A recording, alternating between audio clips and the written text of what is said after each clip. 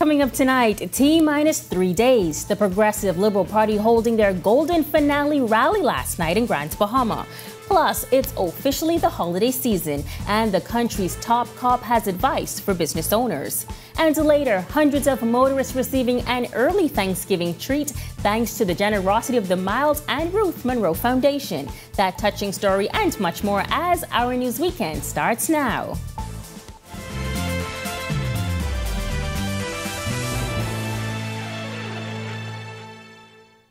This is Our News Weekend. Thank you so much for joining us. I'm Megan Shepard.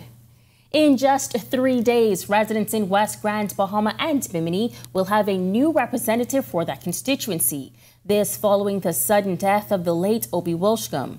Looking to carry on the work started by Wilshcombe is Progressive Liberal Party by-election candidate Kingsley Smith Jr. Smith telling voters in West End last night that this election is not about empty promises, but progress for that community.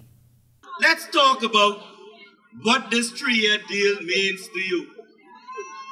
New job creation, Defense Force base in West End, brand new West End police station, brand new school, new airport for Bimini, new resort in Boodle Bay, brand new docks for fishermen, brand new fish house in West End, the West End Fishing Village project, the West Grand Bahama Affordable Housing Project, free Wi-Fi in all parks from West Grand Bahama to Bimini.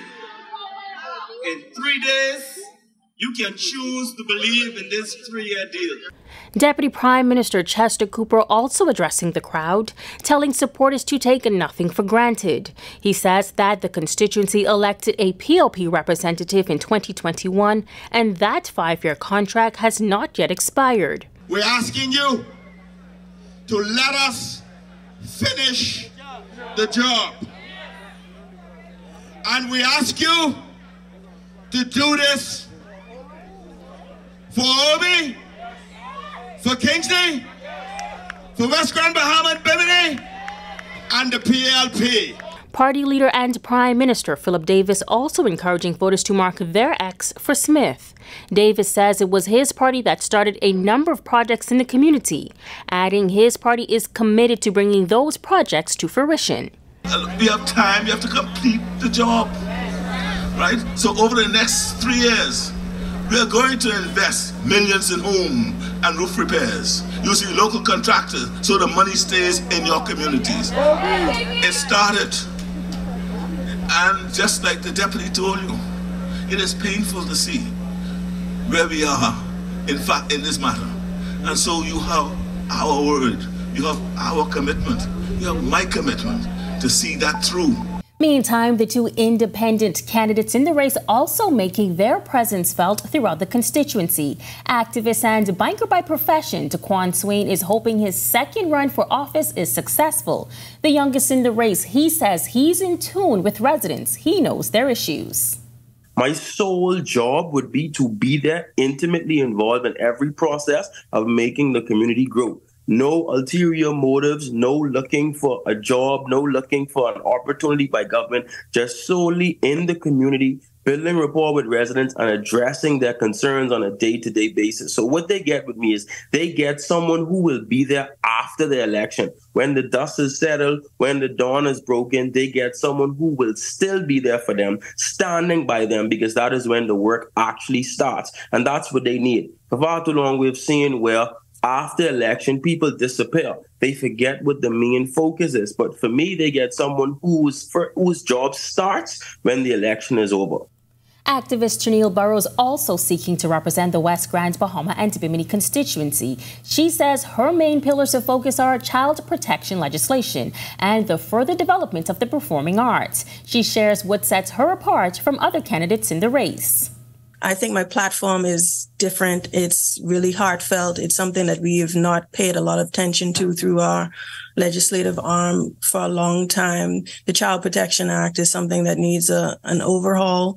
We need things like implementing mandatory minimum sentences for crimes against children, violent crimes. And we need things like Bella's Bill, which my organization proposed to expand the definition of people who are mandated to report crimes against children or suspected child abuse or face penalty. So things like that, the little things that they might have overlooked or not prioritized, I would be focused on heavily in Parliament while juggling the responsibilities of attending to constituent needs and development in that way. Now be sure and stay tuned to the Our TV network this Wednesday, November 22nd for live team coverage of the by-election from Grand Bahama and Bimini beginning at 6 p.m. And for all of the behind-the-scenes updates and up-to-date information throughout the day, tune into all of our social media platforms, including the Our News Bahamas Facebook page. Officials at Blue Lagoon Island, Bahamas, announcing they've launched a vigorous and independent forensic investigation into last week's boating tragedy. A statement by the company also noting that in the more than 30 years that the company has been in operation, it has never experienced anything like this. The Ministry of Energy and Transport has suspended Blue Lagoon Island's commercial ferries and launched an investigation after the November 14th sinking of one of the company's boats, the Islander 3, led to the death of an American visitor. Blue Lagoon says they're giving their full cooperation and working closely with authorities. Well, as the holiday season approaches, Commissioner of Police Clayton Fernandez sending a warning to those business owners who may have to conduct after-hours transactions this holiday season. He is encouraging them not to be afraid to reach out to police. Please get to know your commanders. Know his phone number. Know his email. Please reach out to them and they will assist. They will assist you in getting you to the bank to make your deposit. They will assist you in closing time to ensure that you are safe. If you are not comfortable driving home late at night, to please reach him or her, and we will ensure that officers assist you. Police recently rolling out their new CCTV surveillance. Fernando is also encouraging business owners to get on board with this plan. Business owners could partner with us so that we could have an extra eye on your business establishment. If we see persons hanging in your parking lot or parking your lot for a while, something is wrong with that. That's a red flag. We are watching that. So we will be able to respond and maybe catch him right there with his gun and mask in the vehicle. So we want to do that to assist. So we want to partner to make that happen, man. We have got lots more to get to tonight, but first, Ian McKenzie joins us now in the Weather Center with your first look at weather. Ian. Thanks, Megan, and good evening, Bahamas. Welcome to our Sunday evening forecast. Currently outside our studios, we're under intermittent clouds. It's pretty much partly cloudy. Temperature 77. Winds are from the north at 10 miles per hour. Feels like temperature a comfortable 78. Current temperatures across the country at this time: 74 in our nation's second city, a set of 77s in Marsh Harbor, Great Harbor Key, the capital, and Governor's Harbor, as well as Nicholstown, Andros, and 79 in Allenstown, Bimini. The central Bahamas, we have 77s continuing in Kemps Bay, 78s in Arthurstown, Kid Island, Cobra Towns, and Salvador, a pair of 79s in Georgetown and Deadman's Key, Long Island. For the southeast Bahamas, we have 79 in Duncantown, Ragged Island, Colonel Hill, as well as 80s in Delectable Bay, Auckland's, Abrahams Bay, Mayaguana, and Providenciales, Turks and Caicos. Rounding up our temperature profile in the deep south, Matthewtown coming in at 81. Here's a first look now at your satellite and radar composite.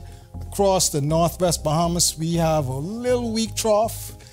Elsewhere across the southeast Bahamas, there's also a trough in that area, triggering 1 or 2 spotty showers. Stick around for the extended forecast, and your tropical weather outlook is still to come. Still to come on Our News Weekend, the tourism minister outlines projects on the way for Long Island. Plus, downtown Nassau well on its way to its former glory days. Phase 1 of a beautification project complete. We've got the details when Our News Weekend returns. Doctors Hospitals reimagine primary care. We have invested to improve our health system, ensuring that accessible, affordable, world-class clinical care is closer to you.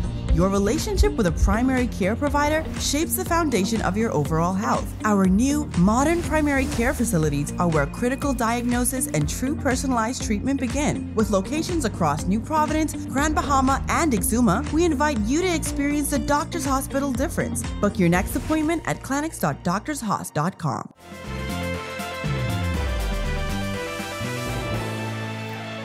Long Island is set to get another major investment. Tourism Minister Chester Cooper recently outlining the project's parameters at Long Island Business Outlook. He says Diamond Crystal Properties Limited is the developer. Diamond Crystal Properties Limited, that you've heard about before, has unveiled plans for the Salinas, a multi-phase project encompassing a marina, hotels, residential lots, nature preserves, and more across 1,400 acres on Long Island. Phase 1 at Hard Bargain spans across 707 acres and includes various amenities, such as a 30-acre marina with 150 slips, a boardwalk, plazas, a natural mangrove pool, cafes, restaurants, bars, local businesses, water sports facilities, nature tours, fishing excursions. It also encompasses a 64-bed lagoon hotel, a 127-bed oceanfront hotel, 17 large estate lots, 68 residential lots, and 85 single-family homes. Now, this would be the second major project on tap for Long Island. Last October, the government signed a heads-of agreement with Azul Destinations Limited and Calypso Cove Destinations Limited for the development of an upscale resort and cruise port for South Long Island that's estimated to cost some $250 million. Cooper says when it comes to this latest project, it will be completed in phases. Phase 2 at Rose's Point comprises 473 acres and focuses on developing 196 residential lots.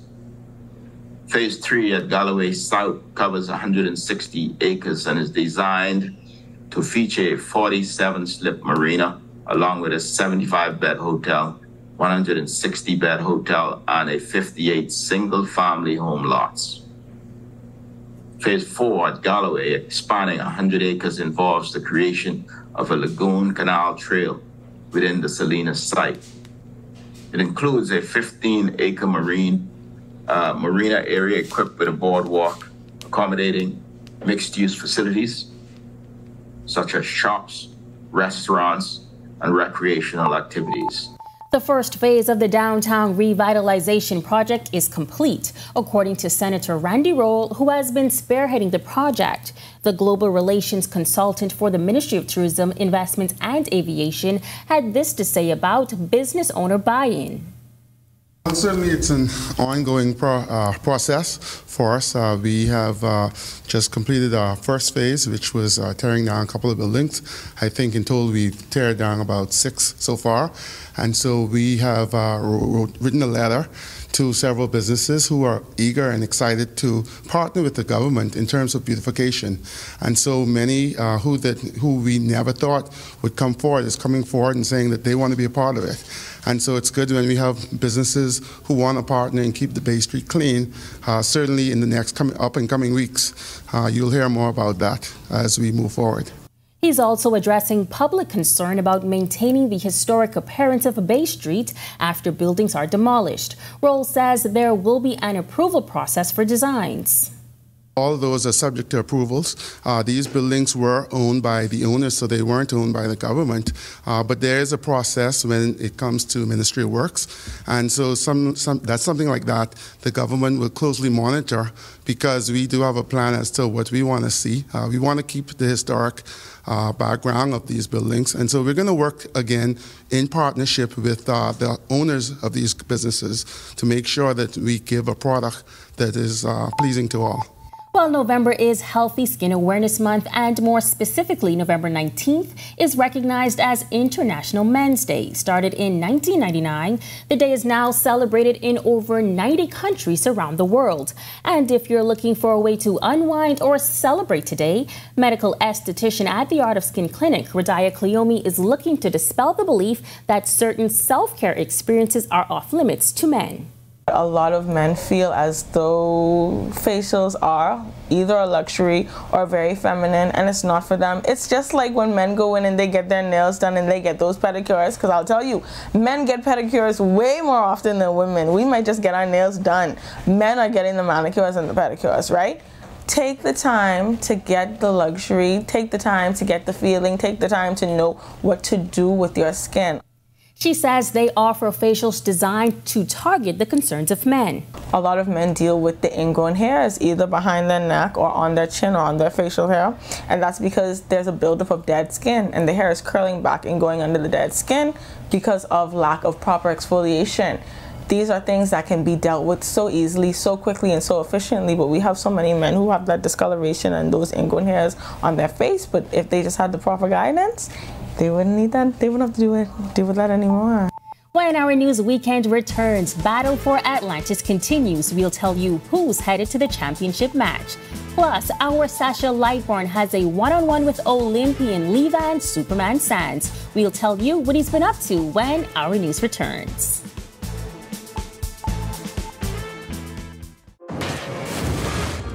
Have you heard that sound? It's the sound of us. Since our origins, we burst music. Our sounds mix together. So let us hear your sound too. Your sound of passion, of joy, of friendship. The sound of your style and the beat of your night. It's time to play together the sound of Guinness, the sounds of greatness.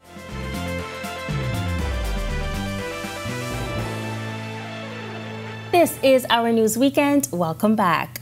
Ole Miss is headed to the Battle for Atlantis' Women's Championship game after beating Arizona University today 56-47. Arizona led for the first half, but Ole Miss came back in the second half, powered by their big three, Markeisha Davis, KK Deans, and Madison Scott.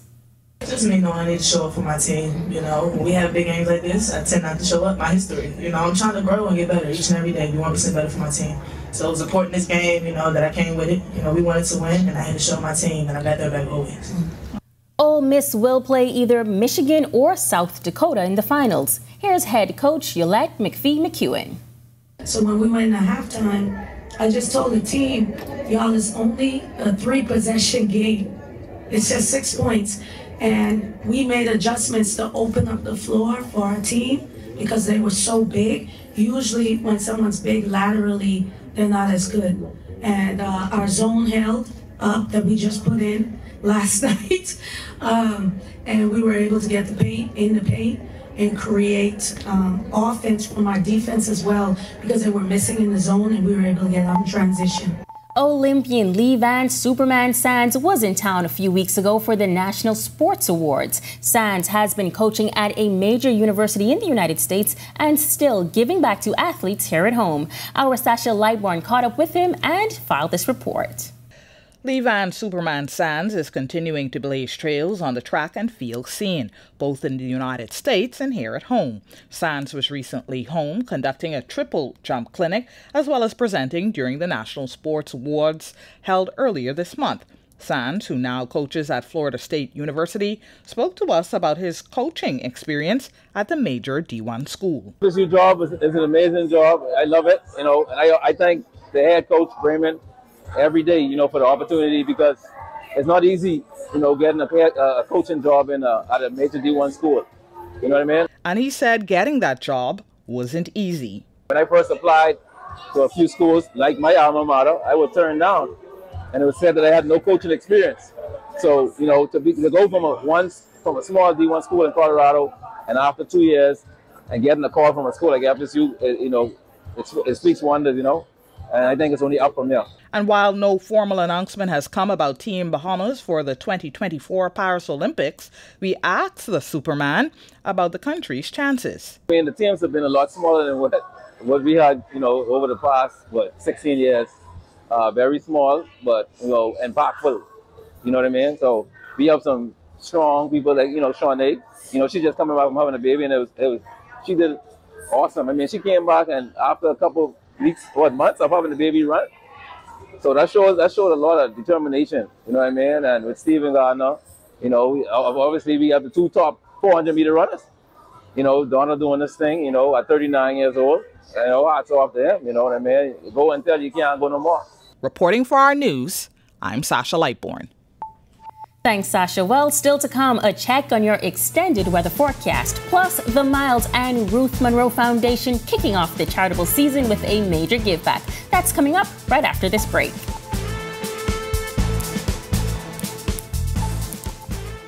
Over 5,500 voters headed to over a dozen polling divisions.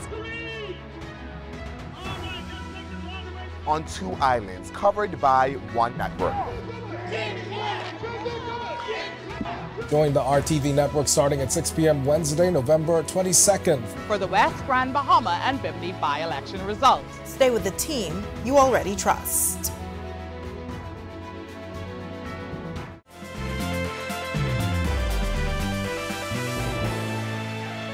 Welcome back. We hope you attended your spiritual Sunday school earlier today, but now it's time for your weather Sunday school with our meteorologist, Ian McKenzie. Now, Ian, every weekend we hear you mentioning these technical terms, but today we want you to break down what some of those words mean. Ian, what's the word of the day? Good evening again, everyone. Good evening, Megan. The word for today is trough. Okay, ironically, in our extended forecast, we are looking at an area of troughiness or a trough, and a trough is basically an elongated area of low pressure, an extended area of low pressure that we associate with adverse weather conditions. Okay, across the country right now, this trough, as we are talking about, is associated with the remnants of tropical cyclone or potential tropical cyclone 22. Your boating forecast for tonight and into tomorrow for the northwest and central Bahamas. There is a caution in effect due to those northeast easterly swells. Winds will be north to northeast at 10 to 15 knots. Seas running 2 to 4 feet near shore, but up to 7 feet offshore. High tide at 12:48 a.m. tomorrow morning. Low tide tomorrow again at 6:53 a.m. For the southeast Bahamas, caution still in effect for those swells. Winds northerly at 10 to 15 knots. Seas 2 to 4 feet near shore, but up to 7 feet offshore. Here's a look at your national forecast.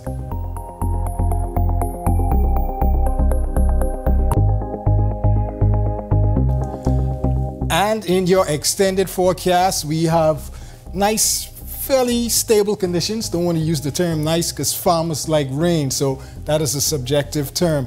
So we're looking at pretty much stable conditions into Saturday, where we see some showers returning across our area. Comfortable highs getting into the low 80s with nice, comfortable lows in the mid to low 70s. That's a wrap on your evening forecast. Make it a great, safe, fun night, everyone. Thanks so much, Ian. Well, residents were treated to an early Thanksgiving surprise yesterday, courtesy of the Miles and Ruth Monroe Foundation, which partnered with Rubis Gladstone Road to donate gas to residents on Saturday. Jean Joseph reports. Cars lined up on Gladstone Road, John F. Kennedy Drive, and Munnings Drive early Saturday morning. Drivers waiting for their share of the Thanksgiving gas giveaway hosted by the Miles and Ruth Monroe Foundation. The foundation's vice president, Miles Monroe Jr., and his wife helped people fill up. He says it's important to continue the work his parents started, and this is just one of many initiatives the organization puts on. Rubis Customer Service Ambassador Nino Newbold says the organizations have partnered on several initiatives over the years, and community outreach like this is just the right thing to do. We are focusing on the community and giving back to the community, helping persons must be prepared not for Thanksgiving and Christmas. It's a very good, heartfelt gesture to give back. Monroe said he expected to serve some 400 persons. With gas prices hovering just around $6 nationwide, residents like Chesley Armley were thankful. It made me feel very great. Very wonderful that we can have your people in this world could do things for communities. Monroe says the foundation will continue its charitable work as they strengthen their pillars of leadership adoption, leadership guidance, education initiatives, and community partnership. Reporting for Our News, I'm Jean Joseph. Thanks, Jean, and thank you for joining us for Our News Weekend. On behalf of the entire team, I'm Megan Shepard. Have a safe and wonderful evening.